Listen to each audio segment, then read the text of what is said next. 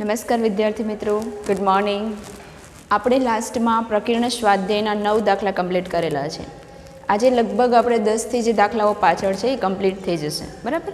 તો આપણે જે અત્યાર સુધીના શ્રેણિકના ટોપિક જેટલા પણ ભણ્યા છે, જેટલા પણ કન્સેપ્ટ ભણ્યા છીએ, એ બધાનો જ ઉપયોગ કરી અને 10થી આપણે આગળના દાખલાઓ ગણશું. ઓકે, ચલો જુઓ 10મો દાખલો શું કહે છે. બજાર આપે, એક બજારમાં એક ઉત્પાદક છે એ 2 બજારનું વેચાણ કરે છે. એની બજાર નંબર 1માં XYZ પાકનું આટલામાં ઉત્પાદન થાય છે અને બજાર નંબર 2માં XYZ પાકનું આટલામાં ઉત્પાદન થાય છે, બરાબર. હવે તો કે એ ઉત્પાદક છે XYZની વેચાણ કિંમત અનુક્રમે Xની આટલી કિંમત, Yની આટલી કિંમત અને Zની આટલી કિંમત હોય તો બજારમાં કુલ આવક કેટલી થાય.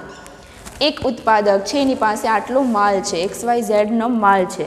હવે એનું વેચાણ કરવું છે તો બજાર 1માં એની કિંમત આપેલી છે આટલી, XYZની કિંમત આપેલી છે, તો એનું આવક કેટલી થશે, બરાબર. તો આના પરથી બજાર 1 અને 2 પરથી આપણે એક શ્રેણિક મળી જશે કે બજાર 1નું XYZનું આટલું ઉત્પાદન થાય છે, બજાર 2માં XYZનું આટલું ઉત્પાદન થાય છે અને XYZની એની કિંમત આટલી, વેચાણ કિંમત આટલી આપી છે.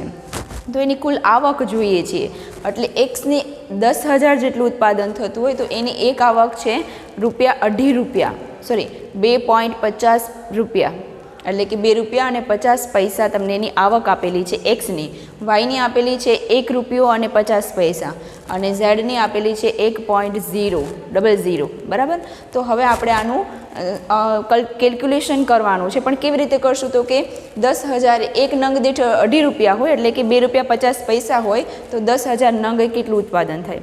તો આપણે આ બેનો ગુણાકાર કરીએ તો આપણે ટોટલ મળે Xનું ઉત્પાદન, X પાકનું ઉત્પાદનનો આવક મળે ટોટલ, બરાબર. પછી આ બેનો હું ગુણાકાર કરીશ, Yનું Y સાથે રૂપિયાનું ગુણાકાર કરીશ તો મને બીજું મળશે અને Zનું Z સાથે રૂપિયાનો ગુણાકાર કરીશ એટલે મને ત્રીજું મળશે અને ત્રણેયનો સરવાળો કરીશ એટલે મને બજાર 1માં કુલ કેટલી આવક થાય ને એ મળશે. તો એના માટે આ ગુણાકાર ડાયરેક્ટલી તો કરી ના શકાય. તો ચલો શ્રેણિકનો ઉપયોગ કરીએ. કેવી રીતે કરશું તો કે એક શ્રેણિક આપણી પાસે ઓલરેડી બનેલો છે, બરાબર. તો આપણે એને એક શ્રેણિક કરી નાખી, બનાવી દઈએ જે પણ છે એ.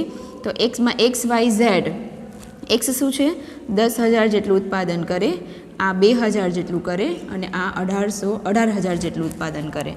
પછી તો કે X છે બજાર 2માં, આ બજાર 1ની વાત હતી, આ બજાર 2માં એટલું ઉત્પાદન કરશે, 6,000નું ઉત્પાદન કરે, 20,000નું કરે છે અને 8,000નું કરે છે, બરાબર. ચલો આ કેટલા પ્રશ્નો છે તો કે 2 હાર અને 3 સ્તંભ.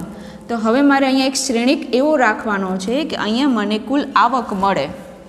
બજાર 1ની આવક અહીંયા મળશે અને બજાર 2ની આવક અહીંયા મળશે, એટલે 2 હાર ફરજિયાત છે અને એક જ આવક હોય એટલે કે સ્તંભ પણ એક જ આવશે. બજાર 1નું અહીંયા આવશે અને બજાર 2નું અહીંયા આવશે, એટલે સ્તંભ કેટલા હશે 1 હશે અને હાર કેટલી હશે 2 હશે. એટલે મારે અહીંયા આ શ્રેણિક તો ફિક્સ છે કે ચલો આ શ્રેણિકને તો આવી રીતે જ રાખવાનો છે કે 2x3માં જ રાખવાનો છે. પણ જે રૂપિયા આપેલા છે એને હું આમ આડા ગોઠવું કે ઊભા ગોઠવું, રૂપિયા જે આપેલા છે એને હારમાં ગોઠવું કે સ્તંભમાં ગોઠવું, એ કેવી રીતે ડિસાઈડ કરવું તો કે જવાબ જે આવે છે એના પરથી ડિસાઈડ કરશું. મારે શોધવાની છે કુલ આવક અને બજાર 1ની કુલ આવક અહીંયા હશે અને અહીંયા હશે, એટલે કે 2 હાર અને 1 સ્તંભમાં હશે એની કુલ આવક, બરાબર. ચલો તો એની મારે આવક જોઈએ છે તો આપણે શું કરશું, 2 ક્રોસ એટલે કે 2 હાર અને 1 સ્તંભ જોઈએ છે. તો આનો જવાબ 2x1નો મળે. ક્યાંથી ડિસાઈડ કરી શકીએ તો કે અહીંયાથી. પહેલાં તો આ બેનો ગુણાકાર ક્યારે પોસિબલ છે તો કે પહેલા શ્રેણિકના સ્તંભની સંખ્યા બીજા શ્રેણિકની સ્તંભની સંખ્યા સાથે મેચ થશે તો આ બેનો ગુણાકાર પોસિબલ છે અને એનો જવાબ આવી શકશે, બરાબર. એટલે આ શ્રેણિક છે એ 3x હોવો જોઈએ. હવે તો કે 2x1 જવાબ છે. આ જવાબ કેવી રીતે આવે તો કે આગળનાનું આગળ અને પાછળનાનું પાછળ હોય ત્યારે તમે 2x1 જવાબ લખી શકો છો. તો આ રીતે આપણે આ જ શ્રેણિક છે એ આટલા ક્રોસનો લેવાનો છે, 3x1નો લેવાનો છે, એટલે કે 3 હાર અને 1 સ્તંભ લેવાનું છે. ચલો તો આપણે આને 3 હારમાં ગોઠવીશું, 2.50, 1.50 અને 1.00. ચલો આ 3 હારમાં ગોઠવાઈ ગયા છે અને આ એક સ્તંભ છે. એટલે આ શ્રેણિકને મારે આડો લેવો કે ઊભો લેવો એ નક્કી થશે જે જવાબ તમારો શ્રેણિકમાં આવે છે એના પરથી. તો કુલ આવક એટલે કે રૂપિયા મેળવવાના છે બજાર 1ના અને બજાર 2ના. તો એના માટે બજાર 1ની આવક અહીંયા આવશે ને બજાર 2ની આવક અહીંયા આવશે એટલે કે 2 હાર અને 1 સ્તંભ. તો આવું ગોઠવવા માટે મારે આ શ્રેણિક લઈશ તો જ આ બેનો ગુણાકાર પોસિબલ છે, અને પછી ગુણાકાર કરવાથી મને 2 × 1નો શ્રેણિક મળશે. એટલા માટે મેં આ શ્રેણિક ઊભો લીધો છે. બરાબર. ચલો ગુણાકાર કરી નાખીએ. આ આવક મારે મેળવવાની છે. આ તો મેં તમને સમજાવવા માટે અહીંયા ઇઝ ઇક્વલ ટુ લખ્યું છે. બાકી એ આવક આપણે શું આવશે? મળશે. એટલે આપણે અહીંયા બંનેનો ગુણાકાર કરશું. ચલો ઇઝ ઇક્વલ ટુ આ બજાર 1 અને બજાર 2નું છે. આપણે ગુણાકાર ત્યાં કરીએ. ચલો પેલી હાર પેલો સ્તંભ, પેલી હાર પેલો સ્તંભ. પોઈન્ટવાળી સંખ્યા છે એટલે આપણે કેલ્સીની જરૂર પડશે. ચલો કેલ્સી લઈ લઈએ આપણે. ચલો આપણે થોડુંક કેલ્સી વર્ક કરી નાખીએ. જુઓ શું કીધું છે. આપણે પેલી હાર પેલો સ્તંભ લેશું એટલે 10,000 × 2.50. શું કરશું? 10,000 × 2.50 એટલે આપણે મળશે 25,000. પહેલા ઘટકથી મળશે આપણે 25,000 પ્લસ બીજો ઘટક 20,000 × 150. 2000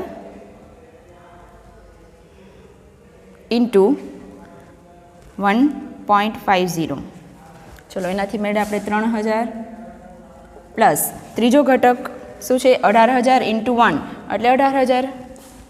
એના કેટલો જવાબ આવશે? 18,000. ચલો આ બજાર 1નો ભાવ આપણે મળ્યો છે.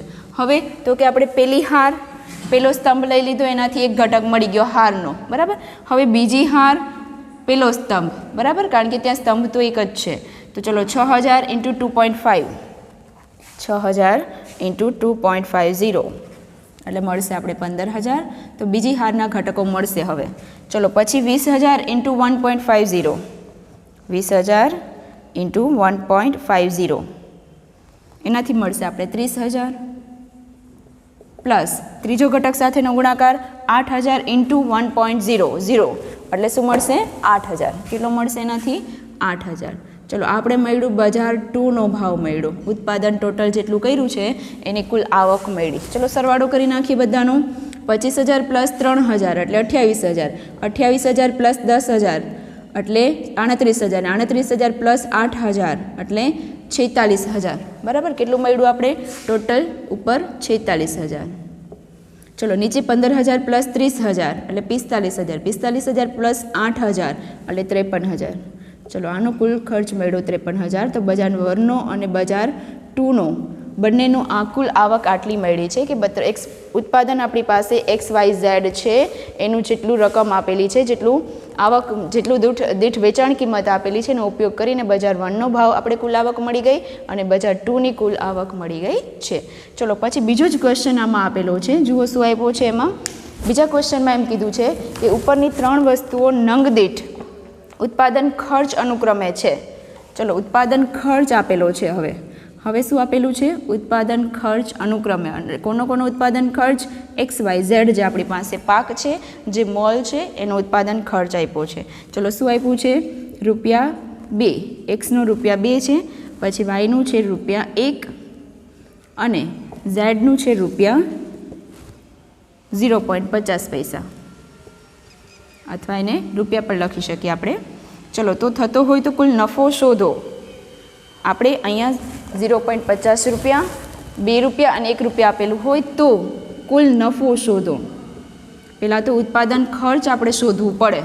જો રકમમાં શું કીધું છે? એમ કીધું કે XYZનો ઉત્પાદન ખર્ચ, આ તો આની વેચાણ કિંમત આપેલી છે અને વેચાણ કિંમત પરથી એની કુલ આવક મળી ગઈ કે X જે મોલ છે, જે પાક છે એનું ઉત્પાદન એની વેચાણ કિંમત મેં આટલી લઈ અને મને કુલ આવક એટલી મળી. હવે હું તમને કહું કે મારી પાસે ₹5, મારી પાસે 5 પેન છે, એ 5 પેન મેં વેચી એટલે મારી પાસે ટોટલ આવક મળશે. બરાબર. પણ એ 5 પેનનો ઉત્પાદન ખર્ચ કેટલો છે, બનાવવાનો ખર્ચ કેટલો છે, એને હું એમાંથી બાદ કરી નાખું તો મને ટોટલ જે મારી પાસે નફો કેટલો થયો એ મળી જશે. 5 પેન મેં ₹20માં વેચી હોય અને ₹10ની મારો ઉત્પાદન ખર્ચ હોય તો 20માંથી 10 જશે તો મને ₹10નો નફો થશે. તો એ જ વસ્તુ આપણે જોવાની છે કે અહીંયા તમને વેચાણ કિંમત પરથી કુલ આવક મળી ગઈ કે બજાર 1માં XYZનું ઉત્પાદનનું વેચાણ કર્યું મેં તો મને 46,000ની આવક મળી. ઉત્પાદન 2નું મેં બજાર 2માં જે મેં વેચાણ કર્યું તો મને 53,000 રૂપિયાની કુલ આવક મળી છે. હવે તો કે એનો ઉત્પાદન ખર્ચ આપ્યો છે. ચલો તો આપણે પહેલાં ઉત્પાદન ખર્ચનું ટોટલ કેટલું એનું ઉત્પાદન ખર્ચ કરીએ, આપણે એની સાથે કાઉન્ટ કરીએ તો કેટલું મળે એ જોઈ લઈએ, અને એમાંથી પછી આવકમાંથી ઉત્પાદન ખર્ચ હું બાદ કરી નાખીશ, એટલે મને ટોટલ કુલ નફો મળી જશે. બરાબર. ચલો ઉત્પાદન ખર્ચ પહેલાં મેળવવા માટે મારે પહેલાં ઉત્પાદન લખવા પડે કે XYZનું ઉત્પાદન કેટલું થયું છે. તો ચલો એ તો આપણે રકમમાં આપેલું જ છે, તો આપણે લખી નાખીએ 6,000, 20,000 અને 8,000. ચલો મને આ ઉત્પાદન ખર્ચ મળી ગયું, સોરી આપણું ઉત્પાદન છે એને મને ઉત્પાદન કિંમત પણ બાજુમાં આપેલી છે. હવે ઉત્પાદન કિંમત જે 2, 1 રૂપિયો અને 0.50 રૂપિયા જે આપેલું છે એને હું આડા લખીશ કે ઊભા લખીશ, કેમ ખબર પડશે? તો કે આનો જે છે એ કેટલું છે, તો કે 2x3નો છે. તો અહીંયા હું શું લખું જેથી એનું મને ગુણાકાર પોસિબલ છે? તો કે પહેલા શ્રેણિકની સ્તંભની સંખ્યા 3 છે, તો બીજા શ્રેણિકની હારની સંખ્યા 3 હોવી જોઈએ, અને 3 હશે તો જ હું આ બેનો ગુણાકાર કરી અને નીચે જવાબ મેળવી શકીશ. બરાબર. ચલો એટલે 3 હાર બનાવવાનું છે, 1 હાર, 2 હાર, 3 હાર. તો ચલો પહેલાં 2 રૂપિયા, પછી 1 રૂપિયા અને પછી 0.50 રૂપિયા. તો 3 હાર બનાવી મેં, તો સ્તંભ કેટલા બનાવ્યા? 1 બન્યો છે. બરાબર. એટલે આ જે રૂપિયા આપેલો છે, ખર્ચ આપેલો છે, એને આ રીતે હું ઊભા લખીશ સ્તંભમાં. બરાબર. અને એની 3 હાર બનાવી છે. 3 હાર બનાવવાનું કારણ એ છે કે આ બંનેનો ગુણાકાર પોસિબલ થાય અને આપણે કિંમત મળે, ઉત્પાદન ખર્ચ મળે. બરાબર. ચલો આપણે હવે જોઈ લઈએ કે ઉત્પાદન ખર્ચ શું થાય છે. તો પેલી હારનો ગુણાકાર પેલા સ્તંભ સાથે 10 × 2 એટલે 20,000 પ્લસ 2,000 × 1 પ્લસ 2,000 પ્લસ 18,000 × 0.50. ચલો આપણે થોડુંક કેલ્સી વર્ક કરી લઈએ, કારણ કે જવાબમાં કંઈ પ્રોબ્લેમ ના થાય, આપણે કદાચ કંઈક ખોટું પડે ભૂલથી તો જવાબમાં કંઈ ફેરફાર ના કરી શકીએ, એના માટે આપણે થોડુંક કેલ્સી વર્ક કરી નાખીએ. ચલો શું કીધું છે? 18,000 × 0.50, 18,000 × 0.50. ચલો તો 9,000 મળ્યા આપણે. ઓકે, 0.50 એટલે 50 પૈસા, એટલે હાફ કરવું પડશે. ઓકે. ચલો હવે બીજાનું લઈ લઈએ. બીજી હાર પેલો સ્તંભ, એટલે એનાથી બીજી હારના ઘટકો મળશે. ચલો 6,000 × 2 એટલે 6 દૂની 12 એટલે 12,000 પ્લસ 20,000 × 1 એટલે 20,000, 8,000 × 0.50 એટલે 4,000, 8,000ના અડધા કેટલા થશે? 4,000. તો આપણે 2 હાર અને સ્તંભ કયો મળ્યો? એક જ મળ્યો, એટલે 2x1નું મળ્યું. અહીં આપણે બજાર 1નું ઉત્પાદન ખર્ચ મળશે અને બજાર 2માં જે XYZનું ઉત્પાદન કેટલું થયું એ ખર્ચ આપણે મળશે. ચલો આપણે હવે થોડુંક આ ભૂસી નાખશું.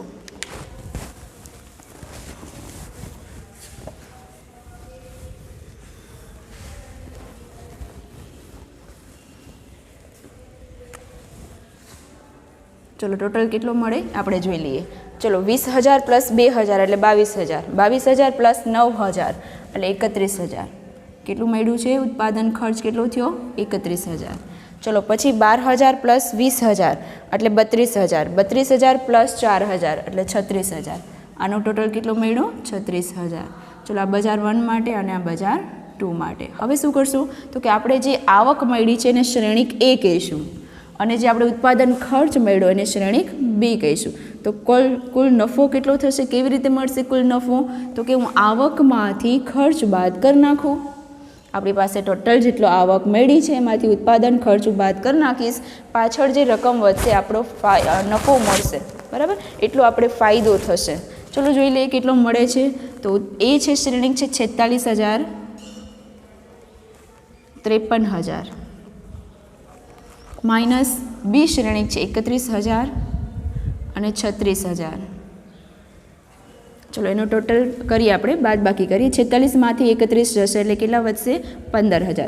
40માંથી 30 જાય તો 10 અને 6માંથી 1 જાય તો 5 એટલે 15,000 વધશે. બરાબર. 53,000માંથી 36,000 જશે તો કે 50માંથી 30 જાય તો 20 અને પાછળ 3માંથી 6 એટલે કે બીજા 3 અને 20માંથી 3 એટલે 17,000. કેટલો મળશે? આપણે 17,000 જેટલો આપણે ખર્ચ નફો થશે. બરાબર. બજાર 1માં તમને 3 ઉત્પાદનનું ટોટલ ફાયદો થશે 15,000નો, અને બજાર 2માં તમને 3 ઉત્પાદનનો ટોટલ વેચાણ કિંમત અને ઉત્પાદન ખર્ચ એમાંથી બાદ કરતાં તમને ફાયદો થશે 17,000 રૂપિયાનો. એકદમ કૂટ પ્રશ્ન છે ને, ઇઝી છે.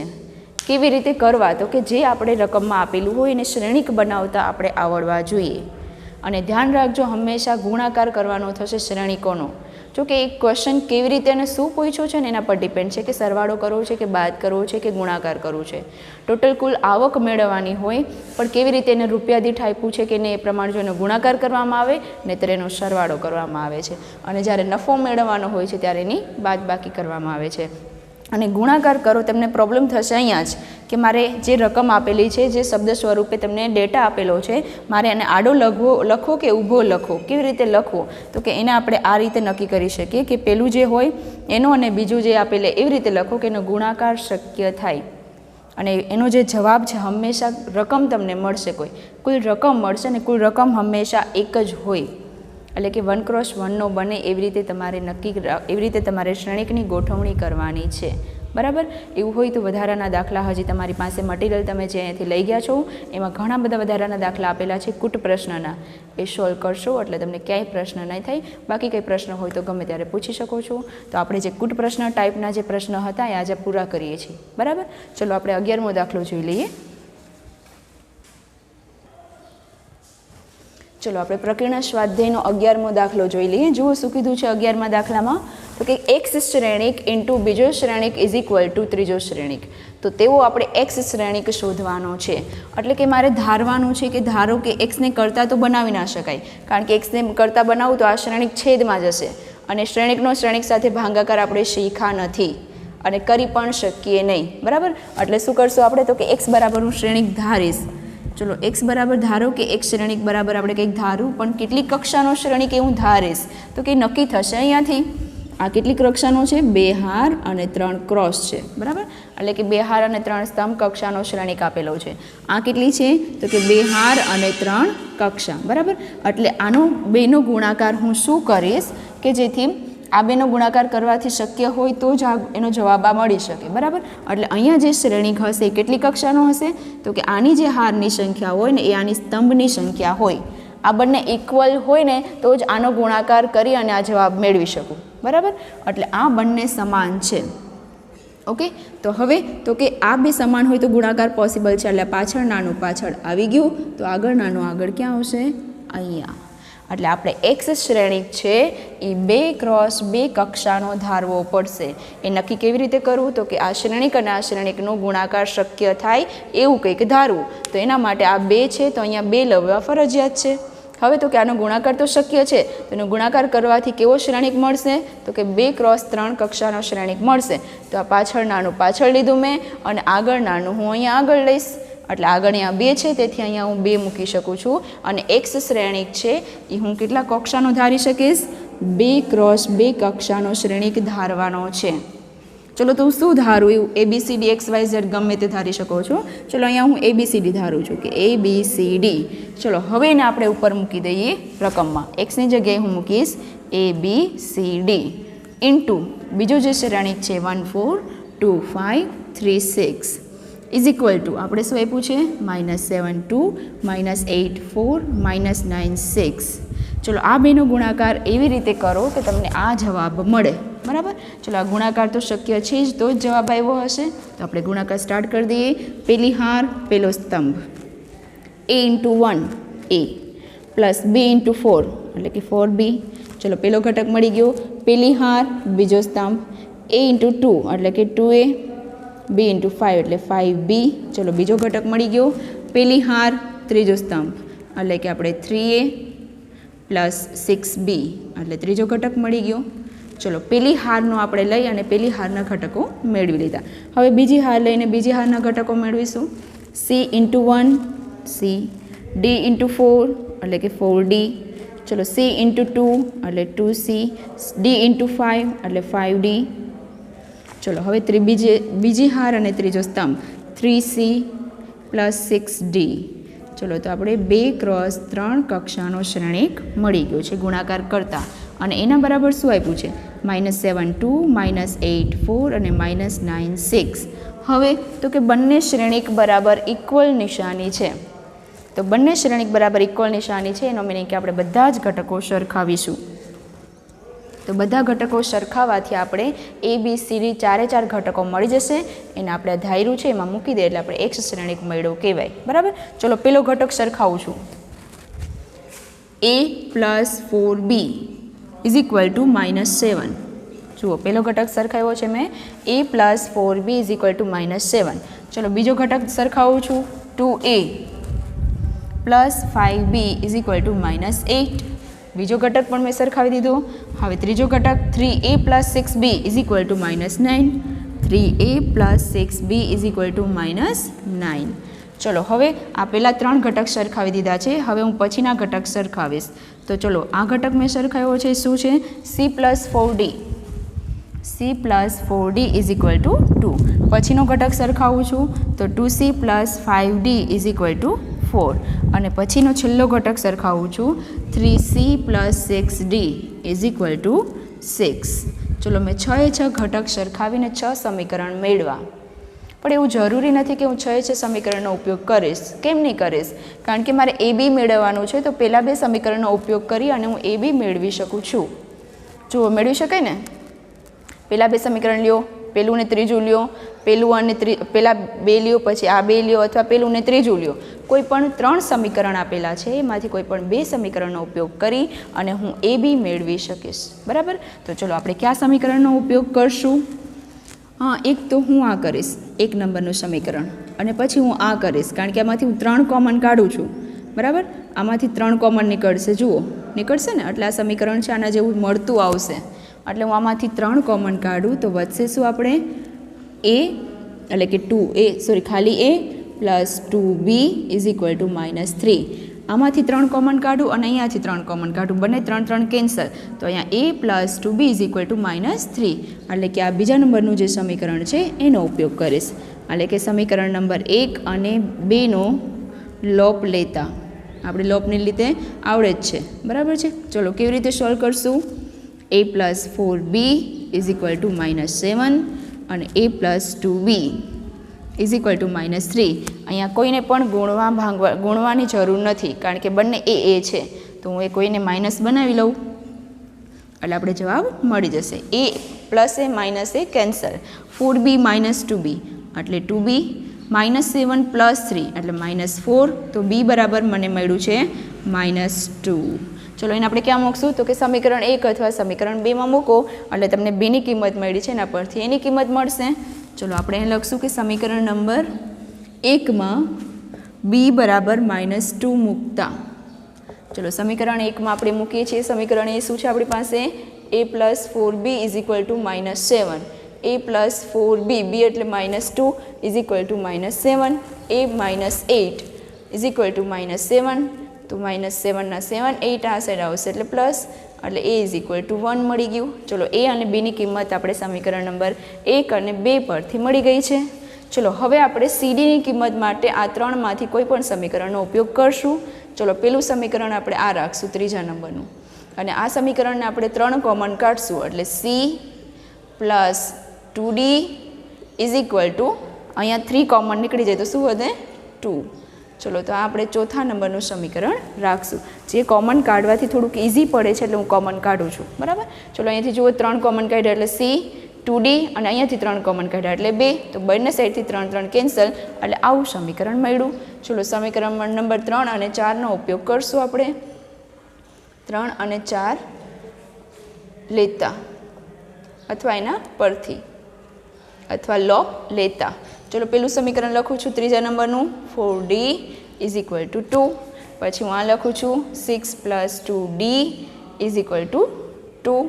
ચલો minus minus minus c cancel 4dમાંથી 2d જાય એટલે 2d 2 કેન્સલ એટલે 0 એટલે d બરાબર મળ્યું મને 0. એ ડીનો ઉપયોગ ક્યાં મૂકીશું? તો કે સમીકરણ 3 અથવા 4માં ગમે તે મૂકો. ચલો આપણે મૂકશું સમીકરણ નંબર 3માં d બરાબર 0 મૂકતા. ચલો સમીકરણ નંબર 3 છે c પ્લસ 4d d બરાબર 0 ઇઝ ઇક્વલ ટુ 2. ચલો c plus 0 is equal to 2 અને c ઇઝ ઇક્વલ ટુ 2 જવાબ મળ્યો. તો આપણે અહીંયા એક્સ વાય ઝેડ બધું જ મળી ગયું છે. તો હું લખીશ અહીંયા કે એક્સ શ્રેણિક બરાબર એ શું છે 1, બી શું છે -2 અને સી શું છે 2 અને ડી શું છે 0. તો આપણે એક્સ શ્રેણિક આવું કંઈક મળે છે. બરાબર? તો આ રીતે તમે કોઈ એક એક્સ શ્રેણિક ધારી કે કેટલા ક્રોસનો ધારવાનો છે નક્કી કરી ધારી અહીંયા ફરી પાછું મૂકો, ગુણાકાર કરો અને ઘટકોને સરખાવો એટલે સમીકરણ મળશે. અને ગમે તે સમીકરણનો ઉપયોગ કરી અને તમે A, B, C, D આ ચારે ચારની કિંમતો શોધી અને અહીંયા એક્સ શ્રેણિકમાં ફરી પાછું મૂકી દો એટલે તમને જવાબ મળી ગયો કહેવાય. બરાબર. ચલો હવે આપણે આગળનો 12મો દાખલો પણ જોઈ લઈએ. ચલો 12મો દાખલો જુઓ શું કહે છે એમાં કે A અને B સમાન કક્ષાવાળા એવા ચોરસ શ્રેણિક હોય કે જેથી AB બરાબર BA થાય. ચલો આપણે અહીંયા બોક્સ કરી દઈએ કારણ કે આપણે આનો ઉપયોગ કરવાનો થશે વચ્ચે. તો ગાણિતીય અનુમાનના સિદ્ધાંત પરથી સાબિત કરો કે AB⁴n B⁴n × A is equal two બંને સમાન મળે એવું આપણે ગાણિતીય અનુમાનના સિદ્ધાંત પરથી નક્કી કરશું. ચલો તો ગાણિતીય અનુમાનના સિદ્ધાંત પરથી પહેલાં આપણે વિધાન લખી નાખીએ. વિધાન શું છે આપણી પાસે? તો કે AB⁴n is equal two B⁴n. આપણે આ સાબિત કરવાનું છે. તો ગાણિતીય અનુમાનના સિદ્ધાંતનું પહેલું સ્ટેપ શું છે? n બરાબર 1 માટે આપણે સાબિત કરીએ LHS બરાબર RHS. તો LHS શું છે n બરાબર 1 માટે? તો કે AB⁴1 એટલે કે AB. RHS શું મળશે? B⁴n. n એટલે 1 × 1 એટલે કે BA. ચલો આ બંને ઇક્વલ છે? હા. તો કે આપણે અહીં રકમમાં આપ્યું છે કે AB બરાબર BA. તો મારી પાસે મને BA મળી ગયું છે એના બરાબર હું ત્યાં રકમમાં આપ્યું છે એના પરથી AB લખી શકું. તો LHS મને AB મળ્યું અને RHS પણ AB મળ્યું છે એટલે હું કહી શકું કે P(1) વિધાન કેવું છે? સત્ય છે, સાબિત કર્યું છે. બરાબર. ચલો હવે તો કે n બરાબર k માટે સત્ય સ્વીકારીશું. તો n બરાબર k માટે સત્ય શું સ્વીકારવાનું થશે? તો કે AB⁴k is equal two B⁴k A સત્ય સ્વીકારીશું. બરાબર. આના માટે આ સત્ય છે તેવું આપણે સત્ય સ્વીકારીશું.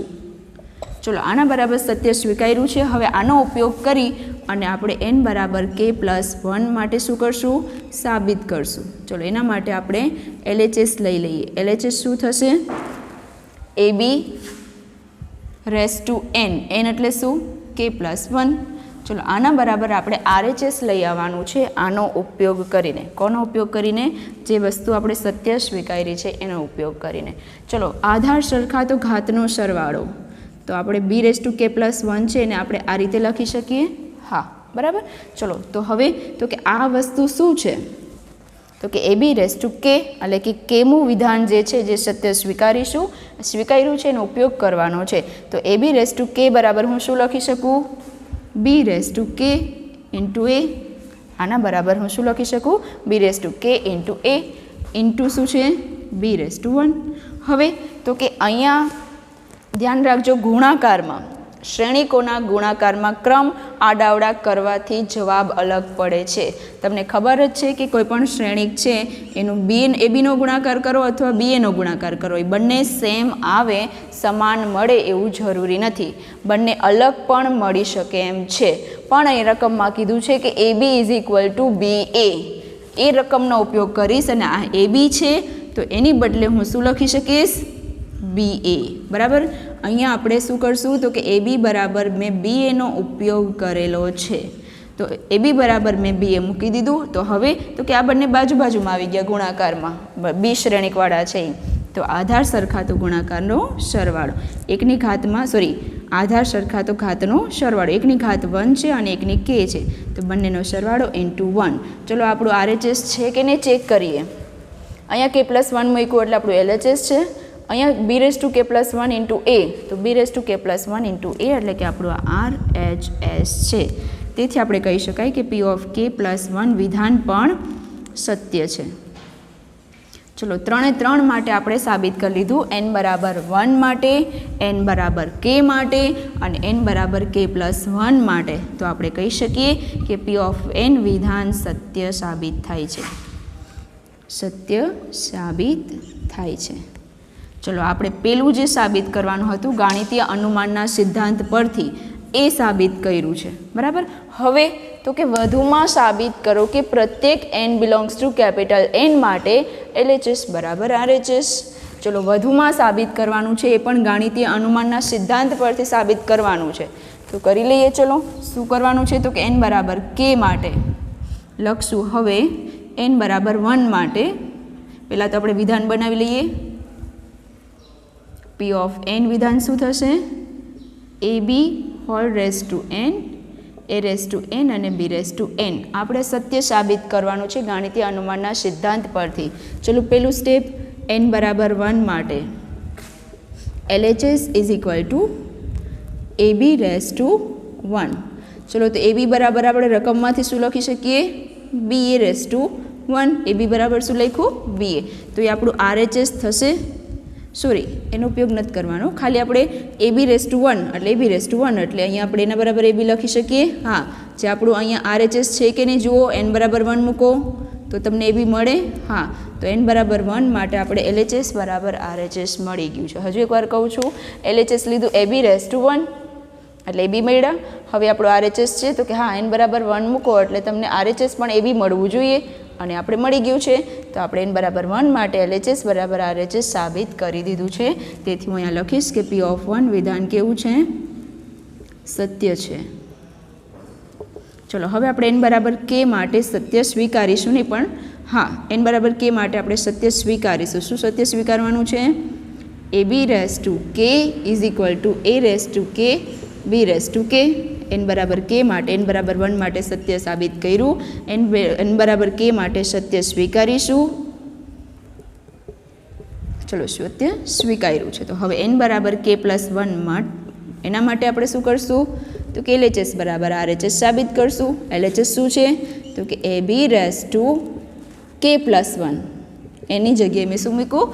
કે પ્લસ 1. હવે કે પ્લસ 1 છે એનો મીનિંગ કે આધાર સરખાતો ઘાતનો સરવાળો.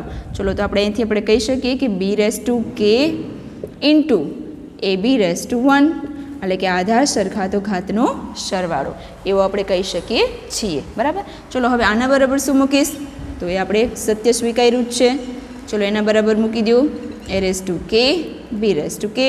એ બી બરાબર શું લખીશ? તો કે એ બી બરાબર બી એ રકમ ઉપર રકમમાં આપેલું છે.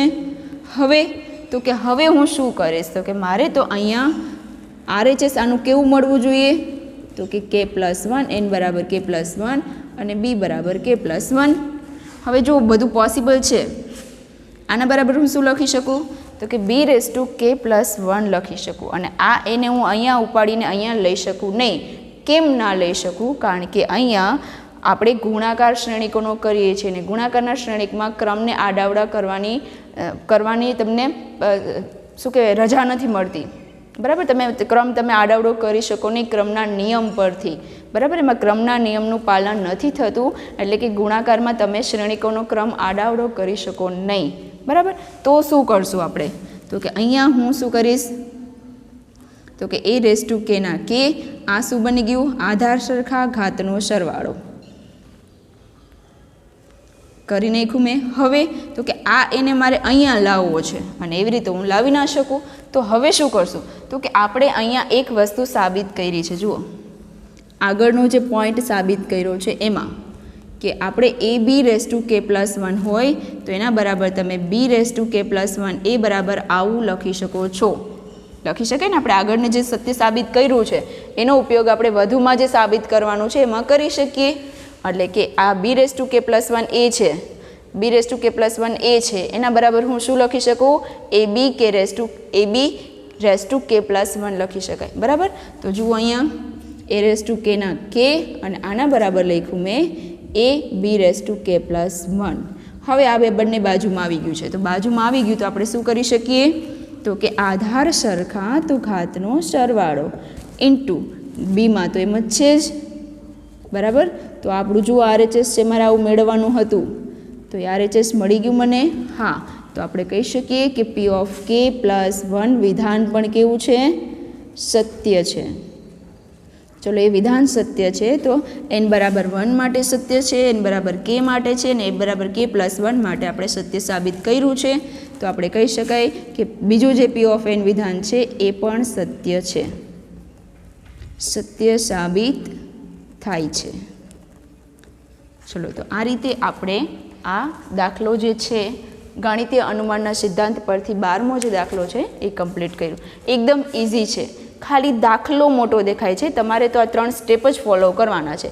એન બરાબર 1, એન બરાબર કે અને એન બરાબર કે પ્લસ 1 અને સાબિત કરવા માટે ઉપરનું જે આપણે n બરાબર 1 અને n બરાબર k જે છે એનો ઉપયોગ કરી શકીએ છીએ. જે આપણે સત્ય સ્વીકાર્યું છે અને સત્ય સાબિત કર્યું છે એનો ઉપયોગ કરી અને k+1 માટે પણ આપણે વિધાન સત્ય છે એવું સાબિત કરવાનું છે.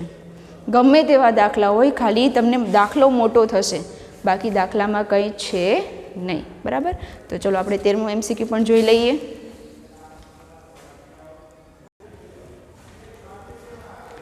ચલો આપણે 13મો, 14મો અને 15મો 3 MCQ અત્યારે પૂરા નહીં થાય, આપણે કાલે જોઈશું.